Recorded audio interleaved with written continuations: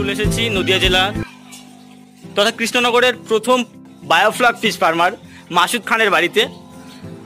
আর এখানে আমরা চেষ্টা করব তার কাছ থেকে কিছু অজানা জিনিস জেনে নেওয়ার, যেটা আমাদের খুবই কাজে লাগতে পারে আর কি, গুরুত্বপূর্ণ কিছু জিনিস। তো প্রথমে আমি আপনাকে জিজ্ঞেস করব, এদিকে আপনি ক্যামেরার দিকে একটু তাকাবেন। প্রথমে আপনাকে আমি জিজ্ঞেস করব যে আপনি এই যে বায়োফ্লক ফিশ ফার্মিং এর কথা ভেবেছেন, প্রথম আপনি এখান থেকে আর কি অনুপ্রেরণা কোথায় পেয়েছেন, আর কি কোথা থেকে জেনেছেন এর সম্পর্কে? দেখুন স্যার, আমি থাকতাম বিদেশে সৌদি আরবে, আবাতে। তো ওখানে আমাদের মালিকের এই ট্যাঙ্কিতে মাছ চাষ হতো। হ্যাঁ, সে আমি প্র্যাকটিক্যালি কিছু জেনেছি।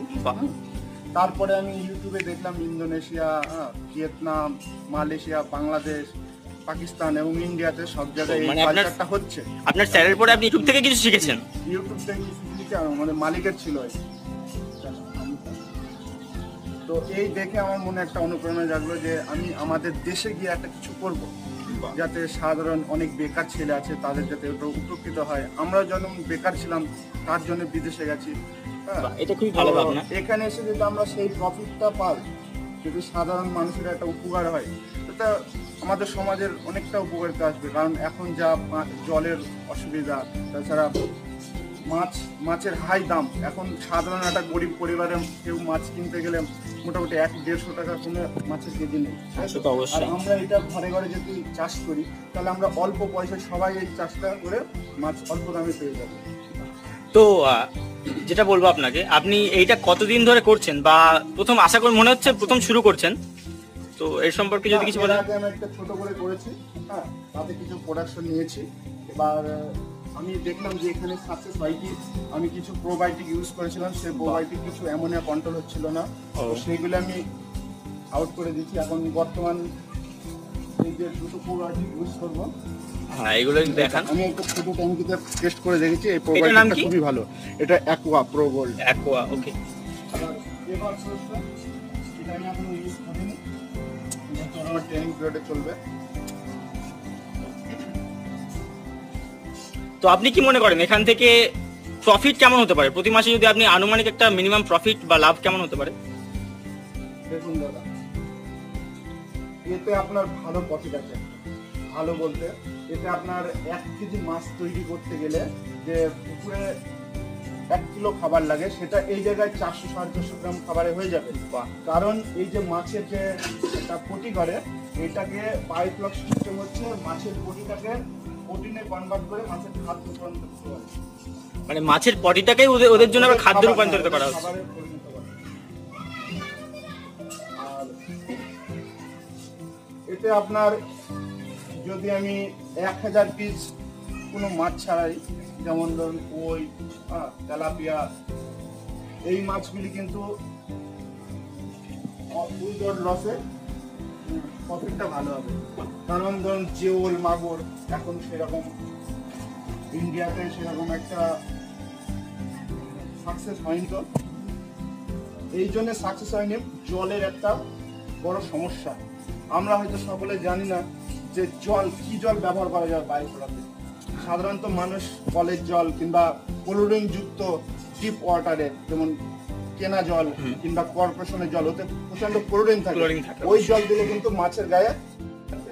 এই জন্য আমি কলের জল ব্যবহার করেছি। ওইটাকে আমি দেখুন, এটা বালি দেওয়া আছে, তলায় পাথর দেওয়া আছে, তার উপর বালি দেওয়া আছে। এতে আমি কলের জলটা, পিউ কলের জলটা ডাইরেক্ট মোটরের সাহায্যে এতে দিয়ে আমি এটা ফিল্টার করে ছেড়ে দিচ্ছি। তাতে আমার কি হয়েছে, আয়রনটা অনেক কমে গেছে।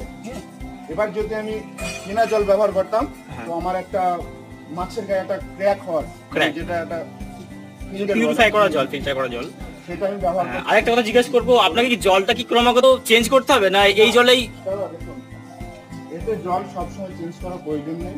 হয়তো যখন মাছ ছাড়বো, যখন মাছ একটু বড় হয়ে যাবে, তখনই আমাকে মোটামুটি 15 দিন পর পর 100 লিটার জল ছেড়ে দিতে হবে। কারণ তলায় যে অ্যামোনিয়া অবশিষ্ট কিছু কিছু থেকে যায়, সেগুলি জলের সাথে এই যে আউটলেট পাইপ আছে, এখান থেকে আউটলেট পাইপ, তাই তো? আউটলেট।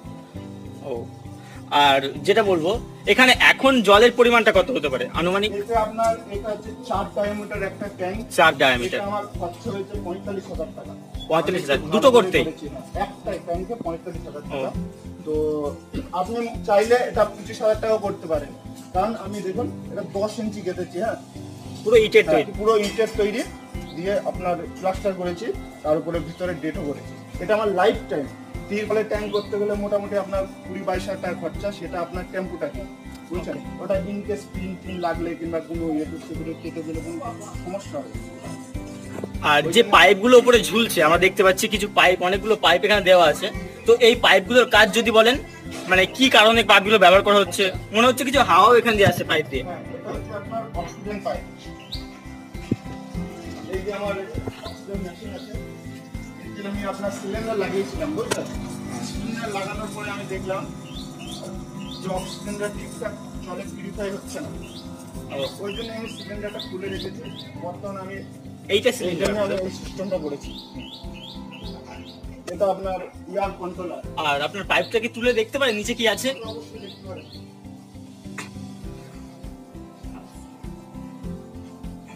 আচ্ছা, এটার নাম এয়ার বাবল।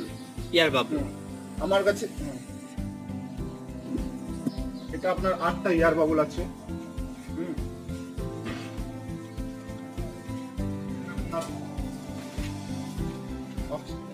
তাপমাত্রা নিয়ন্ত্রণ, তাপমাত্রা চেক করার। ও, এটা মানে এর মাধ্যমে তাপমাত্রা বোঝা যাবে, জলের তাপমাত্রা কত।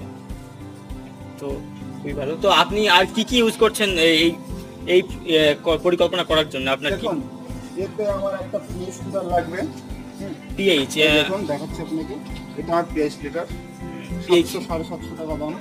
এবার আপনি যদি কলকাতা থেকে নেন একটু সস্তায় পাবেন, 550 টাকা পেয়ে যাবেন। এটা অনলাইনে পাওয়া যেতে পারে। অনলাইনে একটু দামটা বেশি হয়।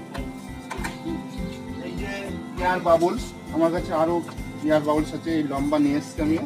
এইগুলি হচ্ছে আপনার ইম্পোর্টের মাল, হ্যাঁ, লোকাল না। যেগুলি আপনি দেখলেন এগুলি কিন্তু লোকাল, এটাও লোকাল। এটা দেখুন, একটা গায়ে বালির ভাব সৃষ্টি, কিন্তু এটা কিন্তু বালির ভাব সৃষ্টি নেই।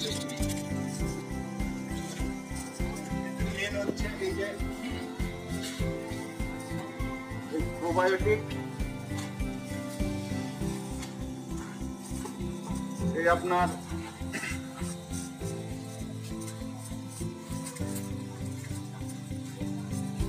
আপনার টিডিএস মিটার।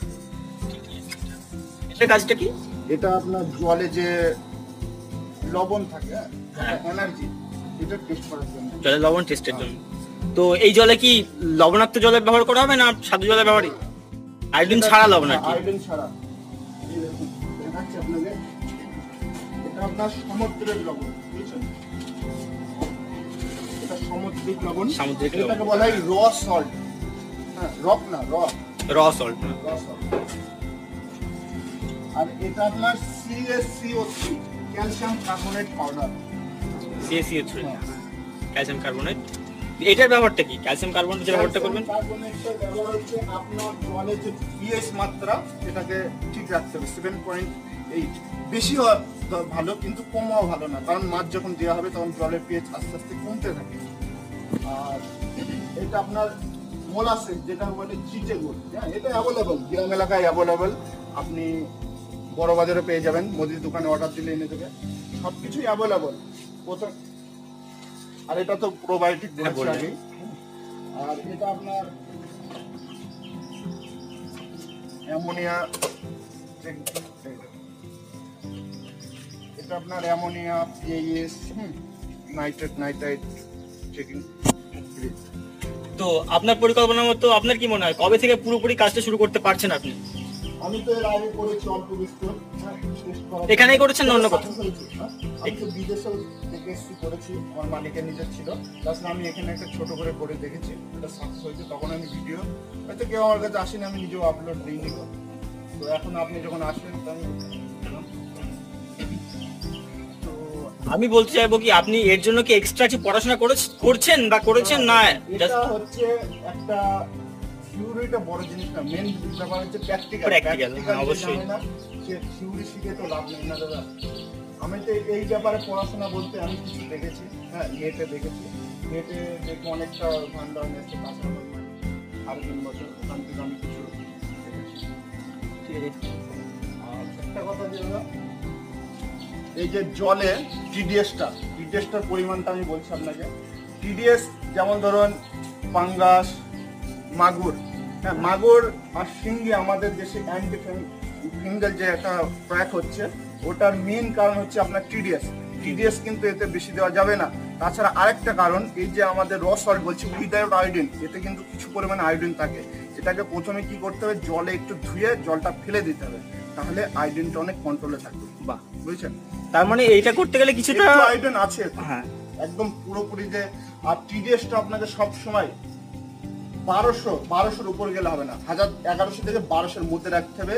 যেমন ধরুন পাঙ্গাস, জিওল আর মাগুরের ক্ষেত্রে, মানে শিঙ্গি যেটাকে বলে।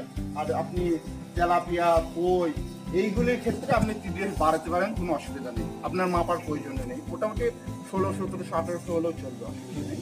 তো এই 3টে মাছ যে বললাম, এই 3টে মাছে কিন্তু টিডিএস এর বেশি দিলে সমস্যা। আর এটা একবারও বললেন না, জিজ্ঞাসা করা হয়নি যে কত টাকা খরচ করে কত টাকা আয় হতে পারে মিনিমাম। এটা ধরুন প্রথম এই যে প্রথমে আমি জল উঠিয়েছি মোটরে, মোটামুটি প্রাথমিক খরচটা 8 ঘন্টায় এটা উঠে পড়েছে জলটা। তো এর জন্য একটা ইলেকট্রিক কস্ট এসছে, সেটা অবশ্যই। তাছাড়া ধরুন যে আমার এই যে অক্সিজেন মেশিন চলছে 60 ওয়াটের আর একটা 100 ওয়াটের, 100 ওয়াটের, ওই জন্য আর কিছু ইলেকট্রিক হয়ে আছে। তো আপনি ধরুন প্রতি মাসে বাচ্চার দিয়ে মোটামুটি 700-800 টাকা ইলেকট্রিক বিল যাবে। আর আপনার প্রোবায়োটিক 200 গ্রাম লাগবে, আপনার ভালো প্রোবায়োটিক। আর যেটা এভার ফ্লো এখানে আছে, এটা আপনার কিন্তু 450 গ্রামই লাগবে। হ্যাঁ, এটার দাম কত? এটা আমি অ্যামাজন থেকে নিয়েছি। এটার আপনার দাম নিয়েছিল 750 টাকা। আর এটা অ্যাকিয়া প্রো গোল্ড, এটা আমার সঙ্গে নিয়েছে 1400 টাকা পড়ে গেছে ক্যারিং কস্ট নিয়ে। এটা আমার 200 থেকে 250 গ্রাম লাগবে। এই প্রোবায়োটিকটা সবচাইতে ভালো।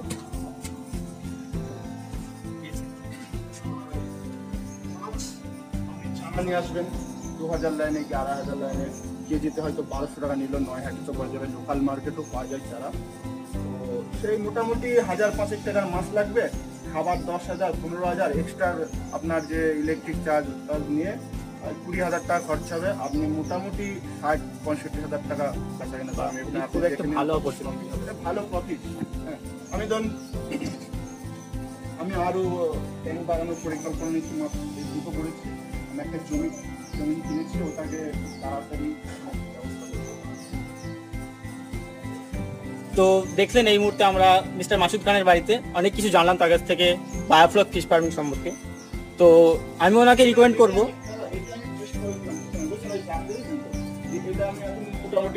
হ্যাঁ এটা এখন শুকাবো, বুঝলেন? শুকানোর পরে এটাও তো জল দিয়ে দেবো। এটা একদম নিউ নতুন, এটা কিন্তু আমি এর আগে কালচার করেছি টেস্ট করার জন্য। তো আপনি যখনই নতুন করে আর কি মানে পুরোপুরি শুরু করবেন, চেষ্টা করুন একবার আপডেট দেওয়া আমাদের, কারণ আমরা অবশ্যই চেষ্টা করবো। আমার বেকারত্ব দূর হোক পশ্চিমবঙ্গে, আমরা অনেক বেকার বেড়ে গেছে এখন। আমিও তো একটা বেকার ছিলাম, এখন তো আমি একটা কাজ করেছি, এটা তো আমি এখন ভালো লাগছে, নিজের একটা আনন্দ হচ্ছে। না আমরাও খাবো, আজকে আমাদের পাড়া প্রতিবেশীকে সবাইকে খাওয়াবো, আমাদের রোজগারও হবে, তো বিদেশে যাওয়ার প্রয়োজনও পড়বে না। তো সাবস্ক্রাইবারদের উদ্দেশ্যে বলছি বা ভিউয়ার্সদের উদ্দেশ্যে বলছি, যদি আপনার বা আপনাদের বায়োফ্লক ফিশ ফার্মিং সম্বন্ধে কোনো ইন্টারেস্ট থেকে থাকে বা এর সম্বন্ধে কাজ করতে চান, অবশ্যই এই চ্যানেলটিকে সাবস্ক্রাইব করবেন আর ভিডিওটি বন্ধুদের সঙ্গে শেয়ার করবেন। আর আপনাকে বলবো মিস্টার মাসুদ খান, আপনিও বলে দিন আমার সাবস্ক্রাইবারদের বা ভিউয়ার্সদের যাতে চ্যানেল সাবস্ক্রাইব করে এবং ভিডিওটিকে লাইক করে।